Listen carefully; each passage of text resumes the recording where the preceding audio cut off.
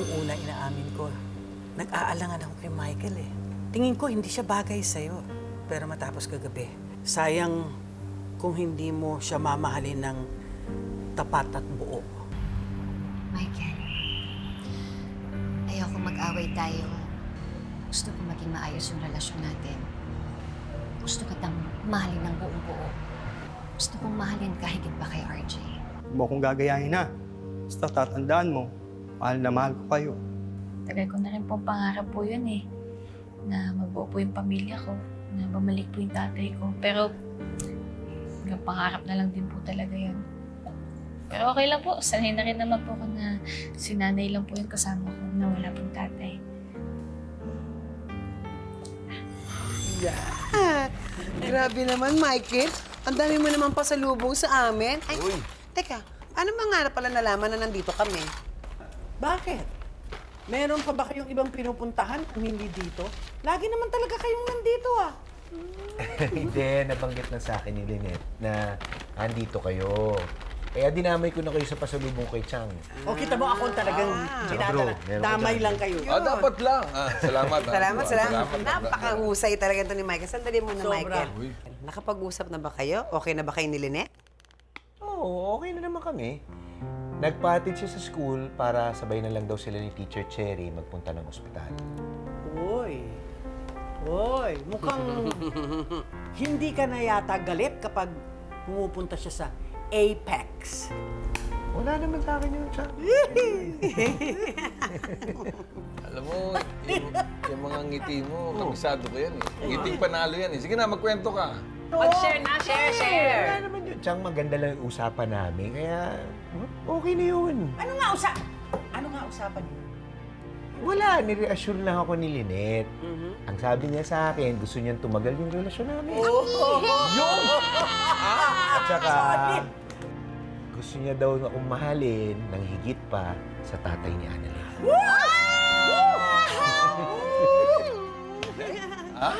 Ayos. Alam mo, Michael, nagpapahaging na si Lynette. Ano ka ba? Oo nga. Anong nagpapahaging, Chang? Ay, naku, explica mo nga dyan, Diyosa. Napakahina nito. Michael, kaibigan, ikaw talaga mahina ka tsaka mabagal eh. Oo. Diba sinabi sa'yo ni Lynette na gusto niya na magtagal ang relasyon ninyo? Oo. Eh di ibig sabihin nun, gusto niya, pakasalan mo na siya! Totoo ba yun? Yes! Kasal agad? Oo naman. Eh, hindi ba sabi nga niya gusto kanyang mahalin nang higit pa sa pagmamahal niya sa tatay ni Annalyn? Ay, ano pa ibig sabihin nun? Di syempre, ibig sabihin nun gusto na niya magpakasal. Ay! Oo. Yun. O, ano ba hinihintay mo? Mag-propose ka na! Baka ba? Baba na.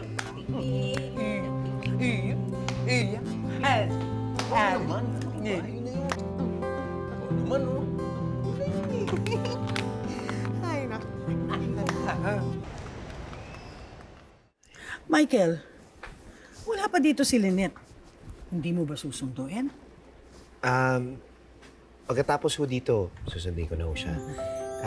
Kayo naman ho talaga sadya ko eh. Bakit? Ano yun? Alam ko ho, bago lang ang relasyon namin. Pero gusto ko lang ho magpaalam sa inyo kung pwede ko ho bang hingin ng kamay ni Lynette. Okay lang ho ba sa inyo? Makakampante ako kapag ikaw ang napangasawa niya. Oo naman pumapayag ako. Maraming salamat ho.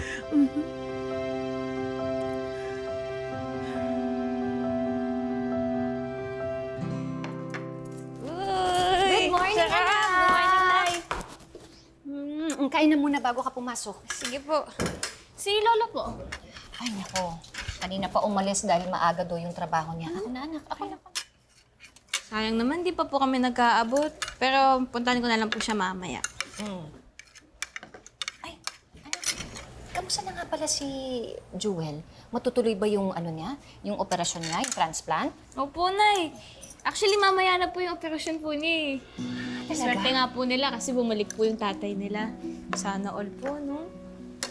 Ano yung sana all? Wala. Medyo naiingit lang po ako kay Jordan at Jewel.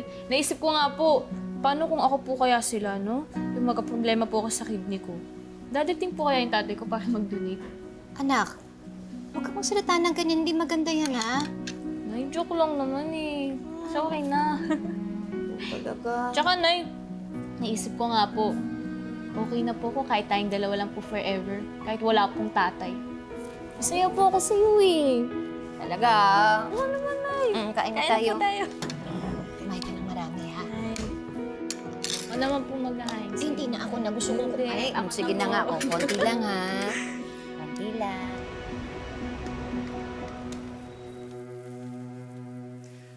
Good morning, Aling Susan. Ay, Doc! Good morning po. Tamang-tama ito yung coffee nyo. Mukhang maganda yata ang gising natin ngayon. Meron akong magandang good news na natanggap kagabi. Talaga? Wala na namang ibang tao dito. Tsaka, wala naman si Annalyn. Meron akong good news na sasabihin sa inyo, pero huwag niyo kong sasabihin kay Annalyn, ha? Baka mapangunahan si Lynette. Ano yun? Si Lynette kasi. Mukhang malapit nang maging Mrs. Lynette Santos Lobrin. Magpo-propose na si Michael. Doc, okay ka lang? Samid lang. Sure ka? Masyado ba mainit o ano? Okay lang? Okay lang. Morning. Ay, good morning, Doc. Doc, Sige po. thank you. Sige po. Doc, good morning. Morning.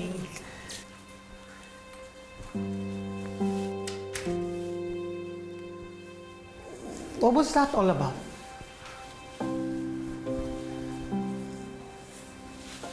That Michael guy, sabi ni Aling Susan sa akin, magpo-propose na daw kay Lynette. Oh? Edi, good for Lynette. Anong good dun? May first-hand experience ako kung gaano kasama yung ugali ng Michael na yun. Mainitin ang ulo. And he also has a tendency to be possessive. How can he be good for Lynette? So, sinong good for Lynette? Ikaw? Pare, nababasa ko na yung takbo ng utak mo eh. Huwag ka na mag-intervene, huwag ka nang makialam. Alam mo, kung gusto nila magpakasal, edi just let them be. Sarap, no? Morning! Michael, good morning. Gusto mo kumain? Sige lang, tapos na ako kumain. Oh, ready ka na ba? Ito na, isang subo na lang. Ito na, tapos na ako. Masarap ah. Ito, tapos na ako. Ay, anak. Paano yun? Kailangan ko nang umalis. Bahala ka na dito, ha? Ako, ano po ba? Sige. Michael, hatid mo na lang ako sa school, tapos ako na lang mag-isang pupunta dun sa ospital. Ayaw bang sama kita sa ospital? Hindi na. Kasi, di ba, ang sabi mo sa akin, meron ka pang aasikasuhin. At saka, gusto ko lang naman puntahan si Teacher Cherry kasi yung anak niya si Jewel, ngayon kasi yung operasyon. Kasi iniisip ko lang baka...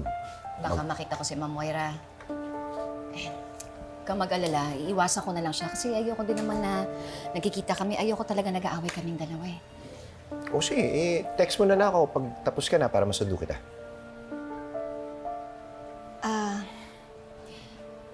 Gusto mo ba talaga ako sunduin o gusto mo lang makasiguro na hindi kami magkikita ni RJ?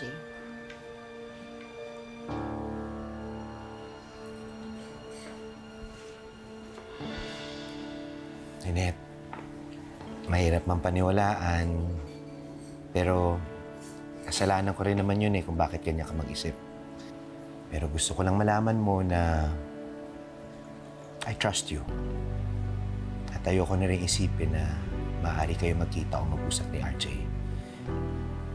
Sorry rin kung naiparamdam ko sa'yo na pinagdududahan kita.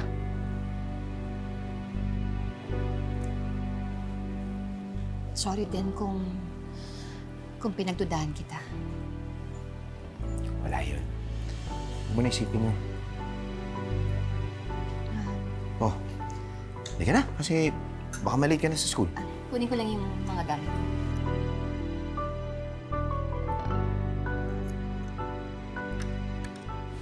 Annalyn, pwede pa kitang puntahan sa ospital mamaya? May tatanong sana ako sa'yo. Sige po, ano po yun? Mamaya na lang.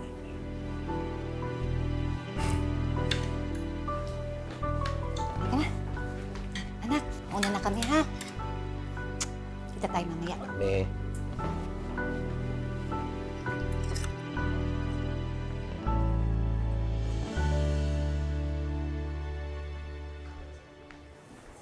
Lynette, I need to talk to you. Pwede ba, RJ? Wala na tayong dapat pag-usapan pa. Pabayaan mo na ako. Baka mamaya may makakita pa sa atin. Lynette, importante to. It's about you and Michael. Bakit? Anong tungkol sa amin dalawa ni Michael? Yes, let's see what we can do about it. I have a board meeting in a while and we can discuss it. Ano?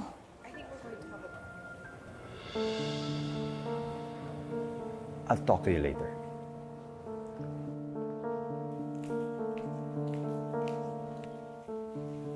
I'll call you back. And a bad morning to you, Lynette. Mukhang naliligaw ko na naman ata dito sa ospital ko. Ma'am, pasyente po dito yung anak ng kaibigan ko. Gusto ko lang po sanang bisitahin. Tsaka, dito rin po nagtatrabaho yung anak ko tsaka yung tiyan ko. Warning, ha? Huwag na huwag kitang makitang kausap ang asawa ko. Ma'am, inyong-inyo na po yung asawa ninyo. Kunwari ka pa. Nay? Anak, Ma'am Moira. Nay, successful po yung operation po ni Jewel at saka ni Mang Philip. Dadali na po sila sa recovery room. talaga? Ano? Natuloy yung transplant? Saan sila nakakuha ng donor? Opo, ma'am. Sa tatay po nila Jewel. Ang galing po ni Lord, no, Nay? Gumagawa po talaga siya ng paraan para matulungan po yung mga taong inaapi. Sandali, anak. Meron kang bang gustong sabihin sa akin? Inaway ka ba niya? Excuse me, ako ang laging kinakalaban nitong anak mo. Ma'am Moira, hindi naman ho kapani-paniwala yung mga sinasabi ninyo dahil hindi po ugali ng anak ko ang mang-away. Pwera na lang po kung meron kayong ginawa sa kanya na kaaway-away. Are you accusing me? Ma'am Moira, malaki na po kayo. Sige ho ah, bibisitahin ko lang po si Jewel. Halika na, anak. Meron kasing galing Japan. Tapos Oh. alam mo yung mga drops.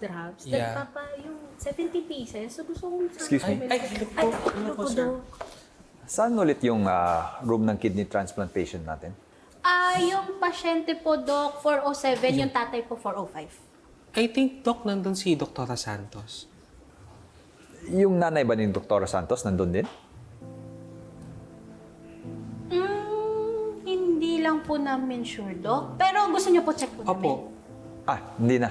Okay lang, ako na. Salamat. Okay po. Sige po.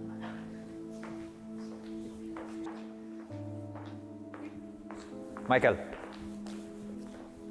can we talk?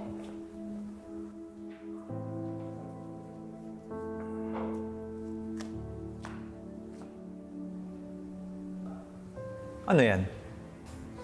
Akala ko trabaho ng medical director ang mag-check ng ID. I just want to know if it's true. Ang ano?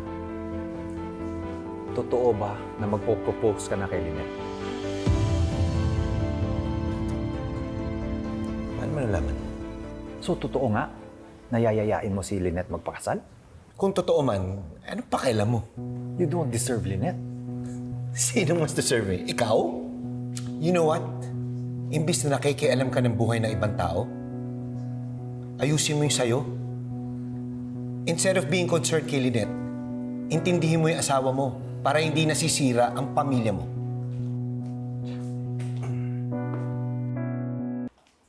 Robert? I've been looking all over for you. Tapos na daw yung meeting mo kanina, pero pagpunta ko sa office mo, wala ka naman doon. Bakit mo ba ako hinahanap? Nalaman kong nandito pala sa ospital si Lynette. I just want to make sure na hindi kayo magkikita.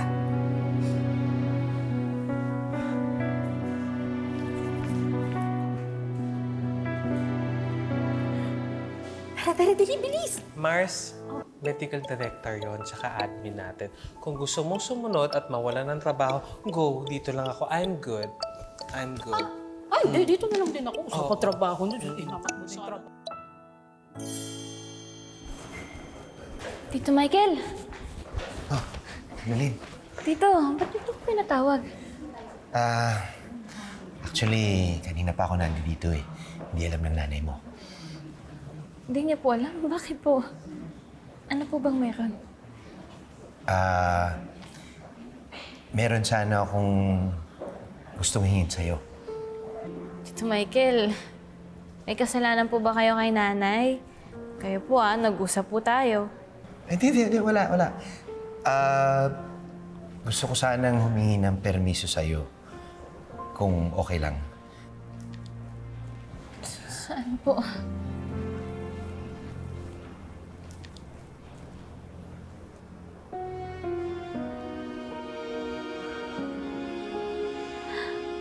Gusto ko sana pakasalan ng nanay mo.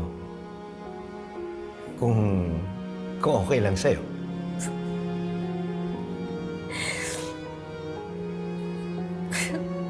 Oo naman, Tito.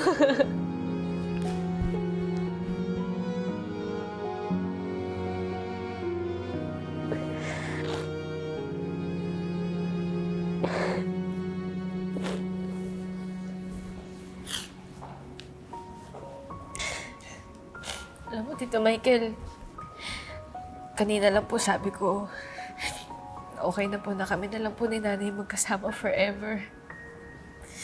Pero syempre, andyan ka po. Mas gusto ko po na parang meron po akong tatay. Basta alagaan mo po si nanay, Promise.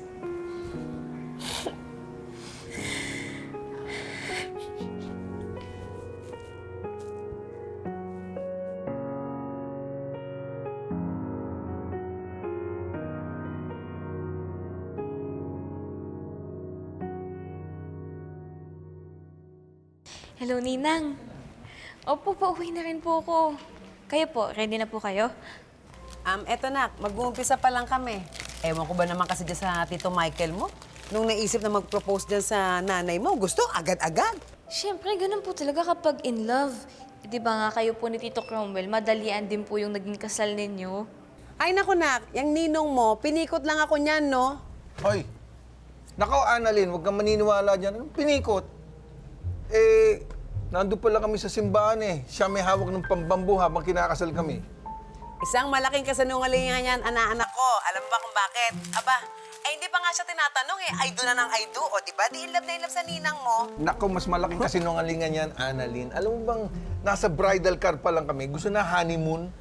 Hoy, sinungaling ka. Hindi totoo yan. Dahil wala tayong bridal car. Dahil di ba sa West tayo kinasal? Ano ka ba? Sa West ba? Ay, ako, Annalyn, pagsabihan mo itong dalawang to, ha? At kanina pa kuda ng kuda. Imbis na tumulong dito, aba, kailangan matapos namin ito bago dumating ang nanay mo. Walang ginawa ko ni magdadaldal. Ang babagal. Eto na, nak, sige na. Mamaya na lang tayo ulit mag-usap, ha? Kasi alam mo naman tong lola mo, baka maghuramentado at magulpi pa kami. O siya, mag-iingat kayo pa uwi, ha? Ingat kayo. Okay, bye. Doktora Santos.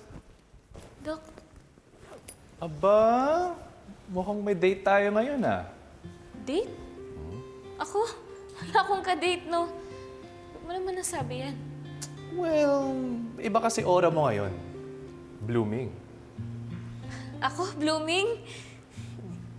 Hindi naman. Tsaka wala akong ka-date. Meron lang kasing special occasion na mangyayari mamaya sa bahay. Anong occasion? Basta, life-changing tsaka happy yung moment. Kaya yan, napalipstick na onte. Sana all may happy moments na mangyayari. May hugot yung Dok, Siguro nag-away kayo ni Zoe, no? Uy, pero thank you, Dok, kasi ikaw na yung inaaway ni Zoe ngayon, hindi na ako. Dati lagi ako, Ay, thanks, Doc. I needed that. At yan ang gusto ko sa'yo. Kahit gaano pa ako kalungkot, kayang-kaya mo akong pangitiin. O sige, mauna na ako. Ingat.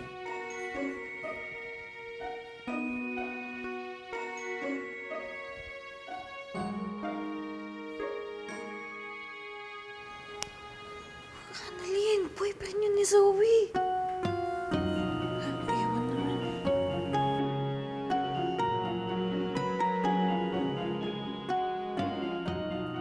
Haharangan ka lang nung Michael na yun bago ka pa makalapit kay Lynette. Pare, wala akong pakialam. Ito lang yung chance para makausap ko si Lynette. Ano ba plano mo kapag nakausap mo si Lynette, ha? Ikaw magpo-propose sa kanya?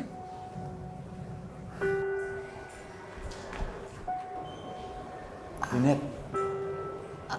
Excuse me. Sige pare, mauna ka na. Lynette, Ano na naman? ituloy naman natin yung pag-uusap natin. O tapos ano? Pag nakita mo na naman yung asawa mo, iiwasan mo na naman ako.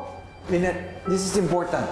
Ano mo, RJ? Ihing-ihi na ako. Mas importante to kesa sa sasabihin mo.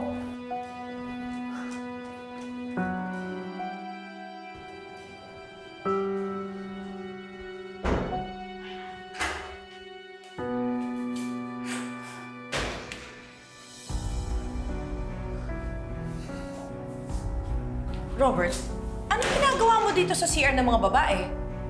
Pambabae pala to? I didn't realize that. Oh, Dok. Preoccupied kasi yung mind ko sa isang case. Medyo lutang lang. I'm sorry for any inconvenience I may have caused. I'm sorry.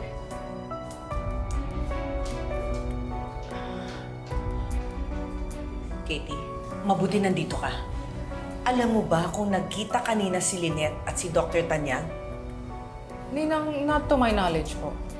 Pero alam mo na nandito yung mother ni Annalyn. Yes po. Dahil bisita siya ng transplant patient ko. Alam mo naman pala, ba't di mo sinasabi sa akin? Anong ginagawa mo? Tinitingnan ko po ang kontrata ko.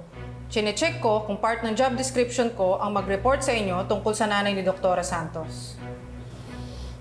Katie, ah.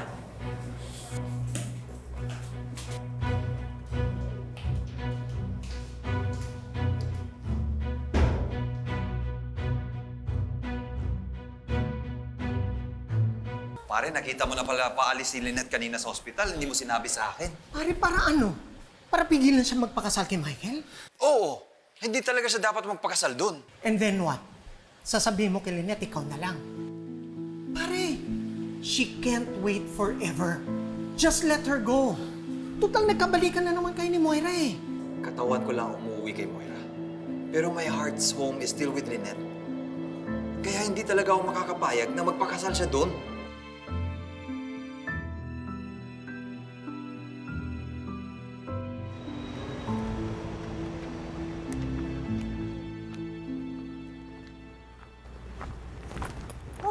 Annalyn, anong ginagawa mo dyan? Teka, Tito Michael mo, nandito pala? Ano? Sandali. Saan tayo pupunta? Ano bang meron dito? Bakit tayo pumupunta dito sa...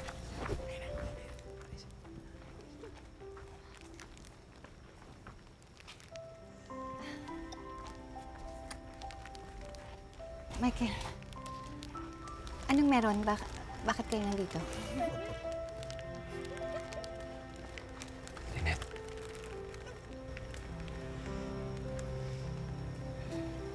Salamat.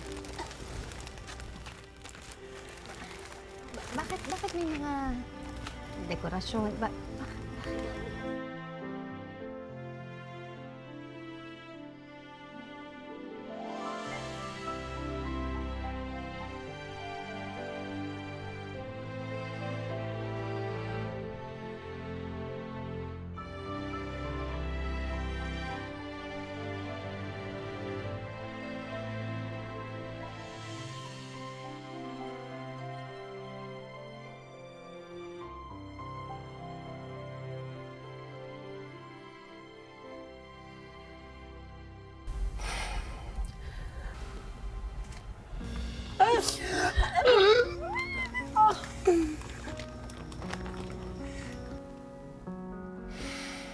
Looks like we're too late, pare.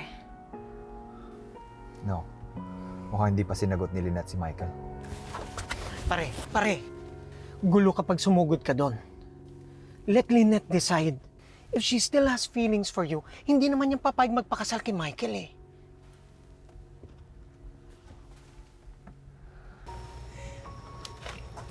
Wala na ako ibang pinangarap. Kundi bumuo ng isang pamilya. Kasama ka. Tsaka si Annalyn. Kaya, sa harapan ng pamilya mo at ng mga kaibigan natin, will you marry me?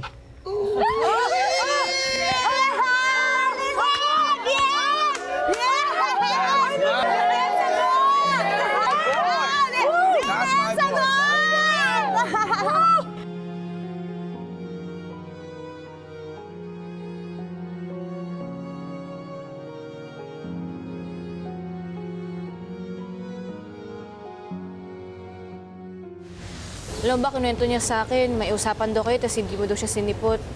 Mamimiss ka kaya niya. You're right. I should talk to her. Thank you again for reminding me. Bakit nandito ka? Di ba sinisante na kita? Umalis ka na sa ospital ko. Ma'am, hindi niyo po siya pwede paalisin. At bakit? Kasi pasyente ko po siya.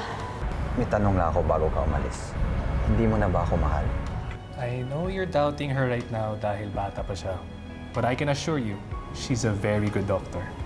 Hindi po namin kayo papabayaan dito sa Apex.